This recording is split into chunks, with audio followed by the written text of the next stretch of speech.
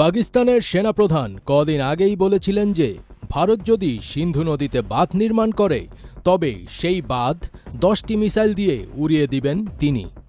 সেই উড়িয়ে দেওয়ার কথা ভুলে যায়নি পাকিস্তান। এবার সত্যিই বিস্ফোরণে বাঁধ উড়িয়ে দিয়েছে তারা, যদিও প্রেক্ষাপট কিছুটা ভিন্ন। এমনিতেই মেঘ বিস্ফোরণের ফলে হওয়া ভারী বৃষ্টিপাতে ডুবে চলেছে পাকিস্তানের বিভিন্ন অঞ্চল। তার উপর এবার ভারত পানি ছেড়ে দিয়েছে পাকিস্তানের দিকে। এর ফলে পাকিস্তানের বিভিন্ন নদী তীরবর্তী এলাকায় ভয়াবহ বন্যা দেখা দিয়েছে। কর্তৃপক্ষ এরই মধ্যে লাখ লাখ নাগরিককে নিরাপদ আশ্রয়ে সরিয়ে নিয়েছে। পাকিস্তানের পূর্বাঞ্চলেও ভয়াবহ বন্যা পরিস্থিতি তৈরি হয়েছে।